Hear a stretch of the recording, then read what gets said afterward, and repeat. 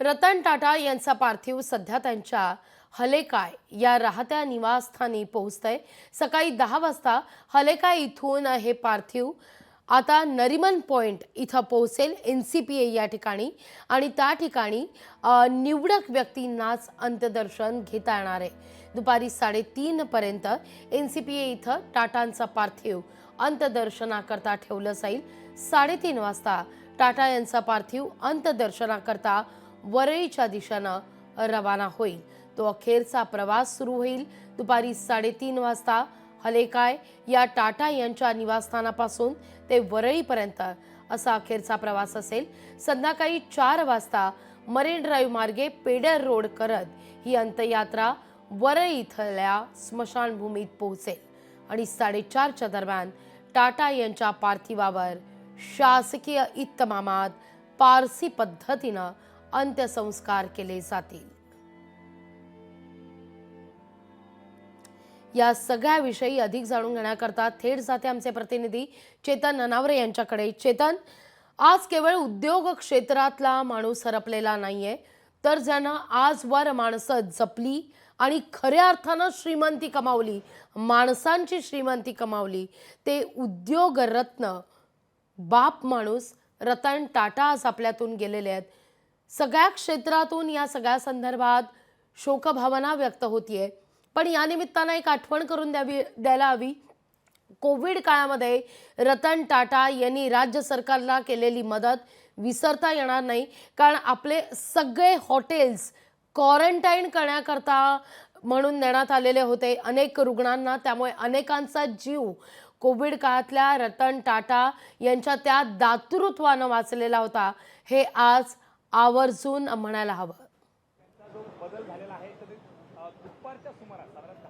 निश्चितच लागवी, कारण ज्या एकंदरीत हलेकाय या निवासस्थानावरून त्यांनी तब्बल 86 वर्ष देशच नव्हे तर जगभरातील लोकांची सेवा केली आपल्या टाटा समूहाच्या माध्यमातून, त्याच हलेकाय समोर आपण आता सध्या उभे आहोत आणि काही निवडक जी जवळची त्यांची मित्रमंडळी आहेत, नातेवाईक आहेत, ते या ठिकाणी आता सकाळी 10 वाजेपर्यंत टाटांच्या पार्थिवाचं अंत्यदर्शन घेताना आपल्याला पाहायला मिळतील। येथून सध्या सकाळी 10:30 नंतर एकंदर जे पार्थिव आहे ते एनसीपीए मध्ये सर्वसामान्य लोकांच्या मात्र मोजक्याच लोकांच्या अंत्यदर्शनासाठी ठेवलं जाईल आणि दुपारी 3:30 पर्यंत म्हणजे तब्बल 5 तास सर्वसामान्य नागरिकांना एनसीपीए या ठिकाणी त्यांच्या पार्थिवाचं अंत्यदर्शन घेता येणार आहे। तुर्तास तरी एनसीपीएचा संपूर्ण परिसर आहे तो नो पार्किंग झोन करण्यात आलेला आहे, त्यामुळे नागरिकांनी सार्वजनिक वाहनांचा वापर करावा असं आवाहन ही पोलिसांनी केलेलं आहे। त्यानंतर मरीन ड्राईव्ह मार्गे पेडर रोड मार्गे 3:30 नंतर एनसीपीए पासून ही अंत्ययात्रेला सुरुवात होईल आणि ही अंत्ययात्रा वरळी येथील हिंदू स्मशानभूमीपर्यंत पोहोचेल। त्या ठिकाणी 45 तास टाटांच्या जे पार्थिव आहे त्या संदर्भात प्रार्थना केली जाईल।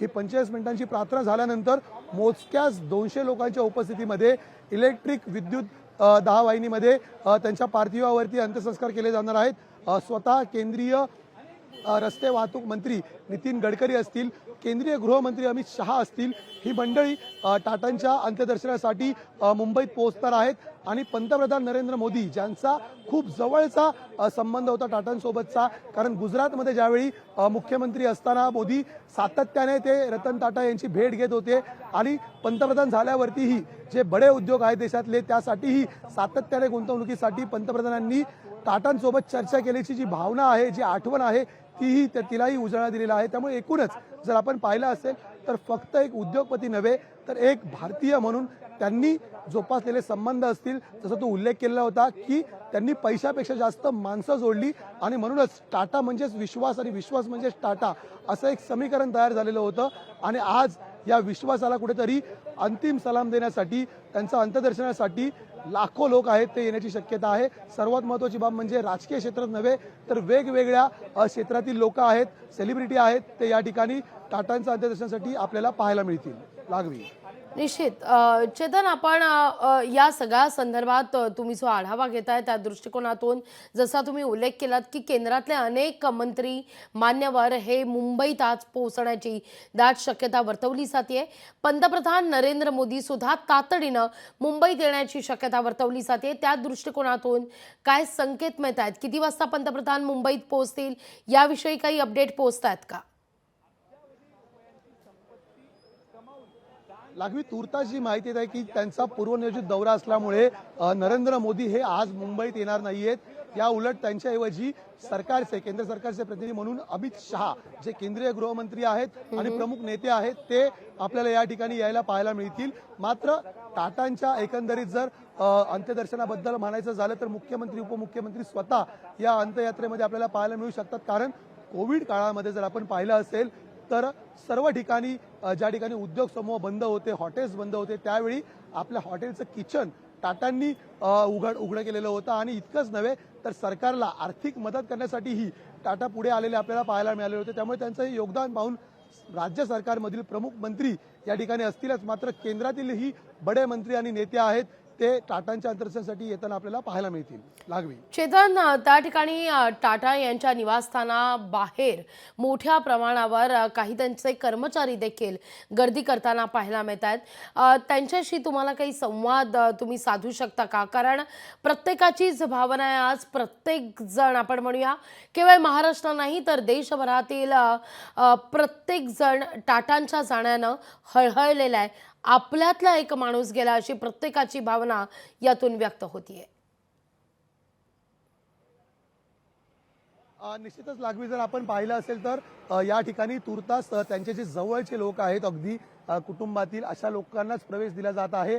माध्यमांना त्या ठिकाणी प्रवेश नाकारण्यात आलेला आहे. सर्वात महत्त्वाची बाब म्हणजे सुरक्षेच्या कारणास्तव जर आपण पाहिलं असेल सातत्याने केंद्रीय सुरक्षा यंत्रणातील लोक असतील, राज्यातील सुरक्षेतील जे अधिकारी आहेत आणि खाजगी जे हलेकायमधील खाजगी सुरक्षा रक्षक आहे त्यांनी या संपूर्ण प्रवेशद्वाराचा ताबा घेतलेला आहे. आणि काही मोजक्या आणि निवडक लोकांना आता 10 पर्यंत या ठिकाणी प्रवेश दिला जाईल. ज्या प्रकारे आपण उल्लेख केला की वरळीच्या स्मशानभूमीमध्ये त्यांच्या पार्थिवावर अंत्यसंस्कार होणार आहेत, या अंत्यसंस्काराच्या ठिकाणीही मोजक्याच 200 प्रतिनिधींना फक्त प्रवेश असेल. या 200 प्रतिनिधी व्यतिरिक्त इतर कुणालाही त्या ठिकाणी प्रवेश नसेल. अर्थात सुरक्षेचं कारण आहे आणि म्हणूनच आत्ताही माध्यमांना रस्त्याच्या दुसऱ्या बाजूला वार्तांकन करण्याची विनंती आहे ती सुरक्षा यंत्रणांनी केलेली आहे. आणि एका बाजूला ज्या ठिकाणी समोर हलेकाय जे टाटांचा बंगला म्हणतो त्याला निवासस्थान म्हटलं जातं, त्या ठिकाणी आता त्यांच्या अगदी नजीकची जी लोक आहेत, मोजकीच मंडळी आहेत, ते या ठिकाणी अंत्यदर्शनाला येताना पाहायला मिळत आहेत. लागवी निश्चित. चेतन तुर्तास धन्यवाद तुम्ही दिलेल्या एकूणच या सविस्तर माहिती करता. तुमच्याकडून या सगळ्या संदर्भात सातत्यानं अपडेट घेतच राहू. Tata chemicals, Tata T, Tata steel, Tata Motors यासारख्या अनेक कंपन्यांना रतन टाटा यांनी यशस्वी केलं, खऱ्या अर्थानं समृद्ध केलं असं म्हटलं तर काही वावगं ठरणार नाहीये. टाटांनी केवळ आर्थिक यशालाच नाही तर सामाजिक बांधिलकीला देखील विशेषत्वानं भर दिला. 2008 मध्ये मुंबईवरील हल्ल्यानंतर त्यांनी केलेल्या मदतीबद्दल सर्व स्तरातून विशेषत्वानं कौतुकही त्यांचं झालं. 2012 मध्ये रतन टाटा समूहाच्या अध्यक्षपदावरून निवृत्त झाले. आज रतन टाटा यांच्या जाण्यानं मात्र सारेच जण हळहळ व्यक्त करतायत. केवळ उद्योग क्षेत्रातील प्रसिद्ध नामवंत एक रत्नच आज महाराष्ट्रानं हरपलेलं नाहीये तर हर हुन्नरी आणि दातृत्व जपणारा माणूस खऱ्या अर्थानं आज महाराष्ट्रानं देशानं गमावलेला आहे हे आवर्जून सांगायला हवं. लोकशाही मराठी ऐका, पहा, जागरूक रहा.